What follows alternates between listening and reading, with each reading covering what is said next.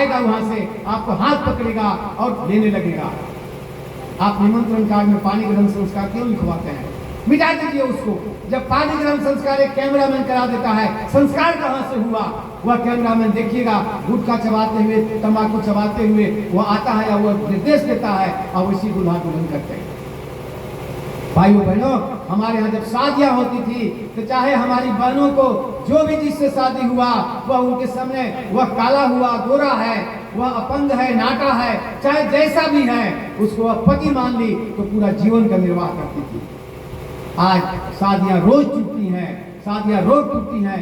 जो हम पढ़ते थे पश्चिमी संस्कृति, वो अपने भारतीय समाज में दूर नहीं, महानगरों में नहीं, अब गांव देहातों छोटे सी जगहों में भी देखने को मिल रहा है।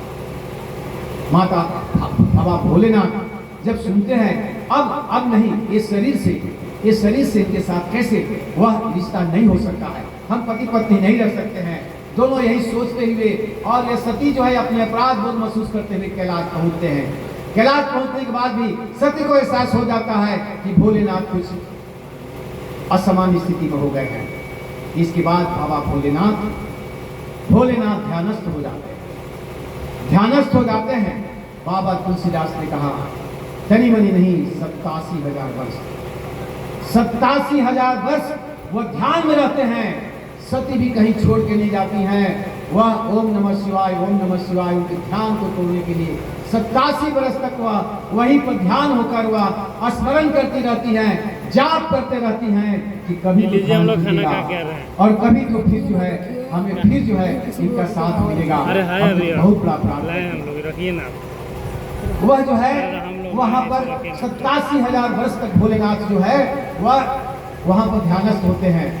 87 वर्ष के बाद जब समाधि टूटती है, सती बड़ा प्रसन्न होती है। फिर वे सामान्य रूप में बैठते हैं, लेकिन बाबा भोलेनाथ फिर जो है वह आगे के प्रसंग देखकर वह पुनः चिंतित होते हैं। लगता है कि सती का जो है जीवन का अंतिम समय आया है। उसी समय बाबा भोलेनाथ सती के साथ हिमालय पर बैठे हुए थे, कैलाश पर्वत पर बैठे हुए थे। उसी समय देख रहे हैं कि बहुत सारे विमान आकाश मार्ग से जा रहे हैं, आकाश मार्ग से विमान जा रहे हैं। जब पता करते हैं कि यह क्या हो रहा है, भोलेनाथ से क्या हो रहा है, ये विमान से सारे देवता लोग, सारे गण लोग कहाँ जा रहे हैं? लगता है कहूँ बहुत बड़ा कार्यक्रम हो रहा है, बहुत बड़ा उत्सव होने वाला है। भोलेनाथ दिव्य दृष्टि से देखकर सती को बताते हैं, सती ये जो दक्ष प्रजापति हैं तुम्हारे पिता, वे बहुत बड़ा यज्ञ कर रहे हैं और यज्ञ में सबको निमंत्रण दिए हुए हैं। ये सारे जितने भी विमान जा रहे हैं सब तुम्हारे पिता के यज्ञ में शामिल होने जा रहे हैं। सती पूछती है कि क्या आपको निमंत्रण नहीं मिला? तो नहीं, एक बार प्रजापति ब्रह्मा के यहाँ सभा में हमसे कुछ बातों को लेकर तुम्हारे पिता नाराज हो गए थे, इसके चलते उस ईर्ष्यावश हमको जो है वहाँ निमंत्रण नहीं मिला। और हमको तो निमंत्रण नहीं दिया, लेकिन अपनी बेटी को भी, तुमको भी निमंत्रण नहीं दिया। सती ने कहा कि जब पिताजी जग कर रहे हैं तब तो हमको जाना चाहिए। अब सती के इच्छा को देखकर बाबा भोलेनाथ कहे कि अब दूसर का लग रहा है कि संकट आ रहा है सती पर। सती कहती है हमको तो जाना चाहिए। भोलेनाथ समझाते हैं कि सती जब कहीं भी चाहे कितना भी अपना हो, अगर निमंत्रण नहीं मिले तो वहां नहीं जाना चाहिए। देखिए कैसे समझाते हैं, 2 लाइन पद के माध्यम से कभी बताए हैं, तो प्रयास किए हैं। सती समझाते हैं चाहे मायका ही क्यों ना हो, लेकिन अगर बिना निमंत्रण के आप जाएंगे तो आपको मत समझिएगा कि आपको मान मर्यादा मिलेगा। मान मर्यादा वही मिलेगा जहां आपको निमंत्रण देके लोग बुलाता है, भले ही अपना क्यों नहीं हो। शिव जी सती को समझाने का प्रयास करते हैं कि यह नीति का जो है वह जो नीति का जो बनाया हुआ है वह किसी तरह से टल जाए और सती अभी कुछ दिन मेरे साथ रहे। सती से कहते शिवा मेरे प्राण प्रिया नहीं जाना,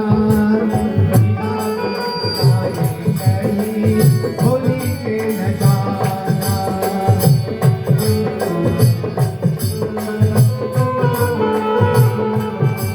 सती से कहते शिवा मेरे प्राण प्रिया के बिठाना।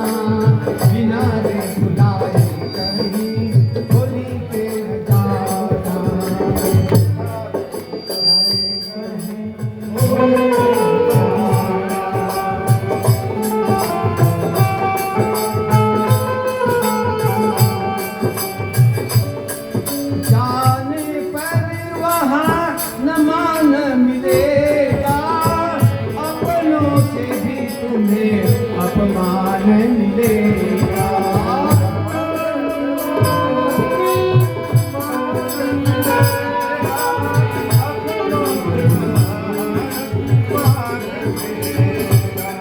जाने पर वहाँ न मान मिलेगा, अपनों से भी तुम्हें अपमान मिलेगा। जाने पर वहाँ अपमान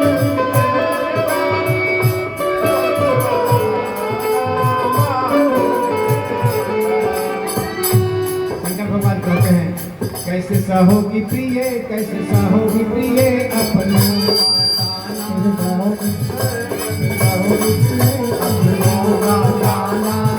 बिना ने बुझाई कहीं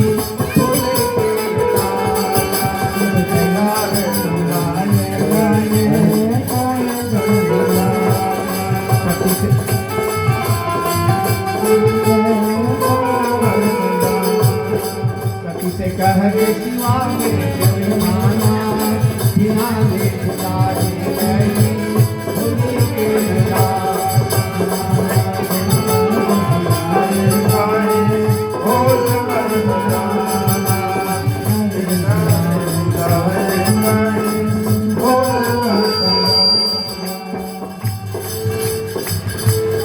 लेकिन इसके बाद भी नीति का कुछ पहले से निर्धारित करता है। हम आप क्या देखिए, भगवान भोलेनाथ सती जैसे जिनको हम आदि शक्ति कहते हैं वो भी नहीं, वो भी उससे वंचित नहीं रह जाते हैं। सती जो है वह सती के जिद के आगे भगवान भोलेनाथ हार जाते हैं और सती को फिर अनुमति दे देते हैं। लेकिन साथ साथ अपने गणों को, 2 गणों को भेजते हैं कि आप जाइए, सती के साथ जाइए, इनका जो है ख्याल रखना, इनका सुरक्षा का ख्याल रखना। कहीं इनको अगर मान नहीं मिले, कहीं आप मान ही बर्दाश्त नहीं करें, तो उस परिस्थिति में इनकी सुरक्षा करना और इनको जो है सामान्य स्थिति में बनाकर किसी तरह से वहां से पुनः कैलाश पर्वत पर लाने का प्रयास करना। इसके बाद वहां पर जाती है, अपने पिता के घर जाती है। पिता के घर जाने के बाद वही हुआ जो भगवान भोलेनाथ ने उनको समझाया था। देखिए वहां के सारे लोग हैं, सारे देवताओं का जितना भी है, ब्रह्मा जी का, विष्णु का, इंद्र का, वरुण का, अग्निदेव का, सभी जो है सबका जो है आसन बना हुआ है, सबका उसमें नामकरण लिखा हुआ है, सबका आसन बना हुआ है और सबको जो आदर के साथ बैठाया गया है। लेकिन उन्होंने घूम घूम कर देखा, कहीं भी तो महादेव का आसन होगा, कहीं भी तो होगा, उनको कहीं भी महादेव का आसन नहीं दिखता। इसके बाद जब जाती है उससे भी आश्चर्य होता है कि सब कोई देखता है, चीज पर चीज देखते हैं, लेकिन देखने के बाद कोई उनको जो है देखने के बाद कोई छेद कुशल नहीं पहुंचते हैं। और जब राजा वह दक्ष देखते हैं तो देखते के साथ ही उनको जो है भावे चढ़ जाती है, जैसे गुस्से में हो जाती है। माता सती की माता तो आती है, उनको जो है वह आदर भाव देने का प्रयास करती हैं, लेकिन बाकी लोगों का तिरस्कार देखकर उनको सहन नहीं होता है। वही तुलसीदास जी लिखते हैं, हो पीता भवन जब गई भवानी,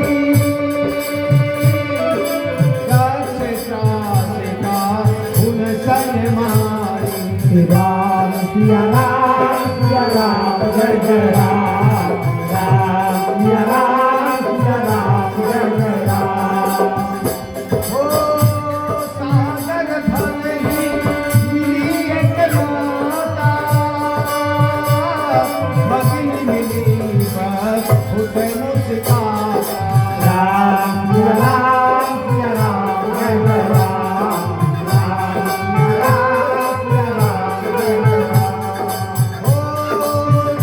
दर्शन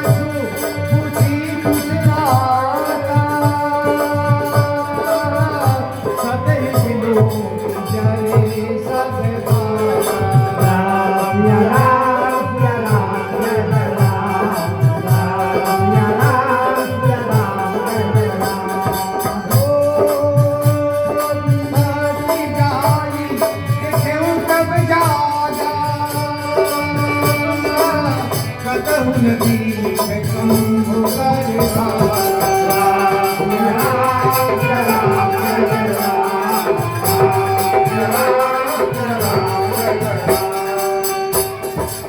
देखने के बाद जब शंकर जी के कहीं नहीं स्थान देखते हैं तब उनको ध्यान में होता है ओ तब चित चढ़े शंकर कहे प्रभु अपमान राम या राम या राम जय राम राम या राम या राम जय राम। यह कथा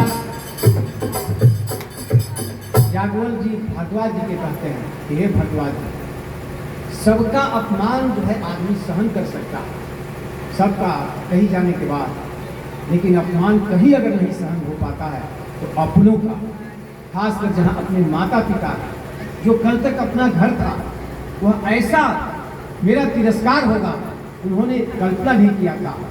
तो वही तुलसीदास जी कहते हैं कि सबका जो है अपमान सहन कर सकता है, लेकिन असहनीय हो जाता है जब अपनों का अपमान मिलता है। हो जगत जगे दारुण दुख नाना, सबके कठिन जाति अवमान। राम या राम या राम जय राम, राम या राम या राम जय राम। हो समृद्ध नदी भयउ अति क्रोधा,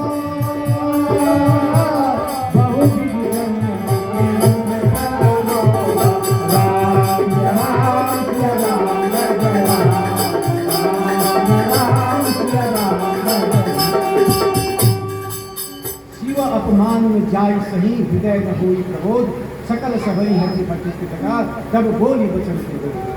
सत्य का इसके बाद जो पहले थे बनता था जाएंगे वह जो भाव था, अचानक भाव वह बदल जाता है, वह पूरा काली रूप धारण कर लेती है। वह क्रोध ऐसा हो जाता है कि फिर किसी के समझाने से किसी की बस नहीं हो पाती है। सती क्रोध हो जाती है, वे बोलते हैं कि ए सभासदों, ए मेरे पिता दक्ष कुमार, अगर आप समझते हैं कि आप महादेव का अपमान करके इस जग को सफल कर देंगे फिर कदापि संभव नहीं है, और मैं यहाँ पर आ गई हूँ, मैं इससे सफल होने भी नहीं दूंगी। वह क्रोधित हो जाती हैं। पूरे इसके बाद पूरे जग में जो है सती क्या कर देंगी, सती क्या कर देंगी। सारे जितने भी दूर दूर से विद्वान आए हुए थे, सभी दूर दूर से देवगण आए हुए थे, विभिन्न राजा आए हुए थे, सभी जो है सभी आश्चर्यचकित हो जाते हैं, सभी हो जाते हैं और इसके बाद सती को मनाने का प्रयास करते हैं, लेकिन नहीं। जब वह काली रूप धारण करती है, आप समझते हैं ना, नारी को कहा गया है कि नारी के पास जो शक्ति है वह दया और करुणा कहाँ से आती है। दया और करुणा जब शब्द आया है, वह दया और करुणा शब्द जो है वह नारी की ममता से आया है। माँ शब्द जो आया है नारियों से आया है। दया और करुणा की परिभाषा किसी को जानना है तो वह नारियों से ही सीख सकता है। दया और करुणा की जो है जननी कही जाती है। दया करुणा के लिए कभी पुरुष का उदाहरण नहीं दिया जाता है, लेकिन वही नारी जब वह क्रोधित अवस्था में हो जाती है तो वह फिर किसी के बस में नहीं हो जाती है, अगर काली का रूप धारण करती है। इसीलिए कभी कभी ऐसा हुआ है कि जब बड़े बड़े असुरों का संहार करना हुआ तो देवताओं ने कहा कि नहीं, यह तो जो है यह संहार जो है वह सामान्य रूप से जो है कोई पुरुष नहीं कर सकता है, इसके लिए तो जो है वह रौद्र रूप एक नारी धारण कर सकती है। इसीलिए महिषासुर का वध करना हुआ तो सारी देव शक्तियों का शक्ति रूप लेकर वह सारी शक्तियां संगठित हुई, तो वह दुर्गा के रूप में संगठित हुई और वही दुर्गा बनकर महिषासुर का वध करके वह तत्कालीन जो समाज में धर्म था उसको उन्होंने नाश करने का प्रयास किया। वही दुर्गा की हम आराधना कर रहे हैं। वही स्थिति सती के आया, उन्हीं का रूप है, कभी पार्वती के रूप में, कभी आदिशक्ति माता के रूप में, कभी दुर्गा के रूप में, कभी काली का रूप धारण करती है। तो आज वह सती दक्ष कुमारी, राजा दक्ष की वह कुमारी नहीं थी, वह जो है आज वह दक्ष कुमारी जो है वह दूसरा रूप बन गई थी। वह काली का रूप धारण कर सकी थी। वह उठे, कहते हैं हो सुनहु सभासद सकल मुनिंदा, कहीं सुनि दिन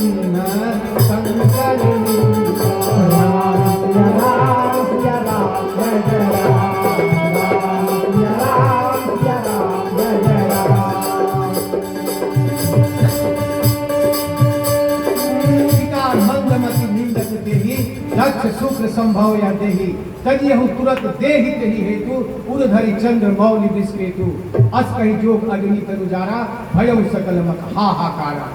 यह कहते हुए उन्होंने ललकारते हुए कि देखते हैं कि यज्ञ कैसे सफल होता है, सती उस अग्निकुंड में कूद जाती हैं और अपना प्राण का त्याग करती हैं। सती मरणु सनु स्वंभुगणा लगे करन मखीस यज्ञ विध्वंस विलोक विभु रक्ष किन्हीं मनुष्य। जैसे ही कर्ण लोग देखे सती को, उनको जो है उनको भी अपराध बोध महसूस हुआ। भगवान शंकर ने हमें इनकी सुरक्षा में भेजा था, अब हम भगवान शंकर को क्या इसमें जवाब देंगे। इसके बाद वो भी जो है माता शक्ति और शिव जी की शक्ति से वे भी पूरा रूप धारण करते हैं और वे पूरा जग में विध्वंस करने में लग जाते हैं। ऐसा हाहाकार मच जाता है कि जितने भी लगे आसन बनाकर बैठे हुए थे उत्सव के लिए, सभी को वह जो है दरबार छोड़ छोड़ कर भागना पड़ रहा है। सभी लोग दरबार छोड़कर भागते हैं।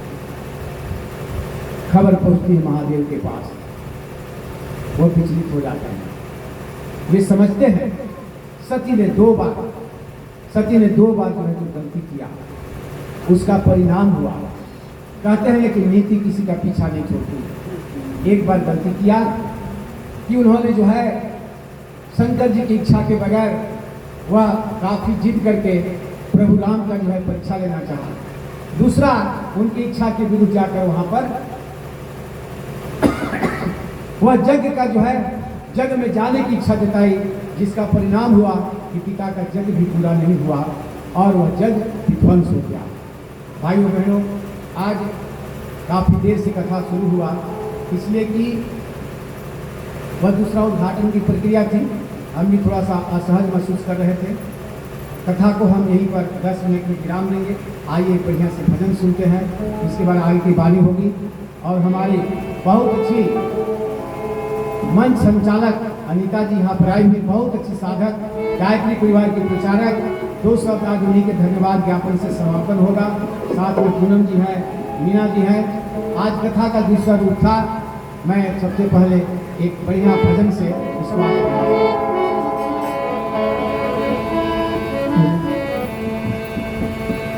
राम हवे डॉक्टर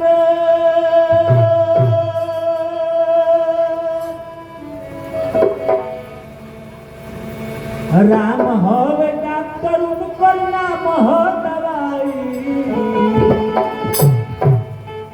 राम हवे डॉक्टर उनकर नाम हो दवाई। सुगानावा पील कौनो रोग ना सताई। सुगानावा पील कौनो रोग ना सताई। सुगानावा पील कौनो रोग ना सताई।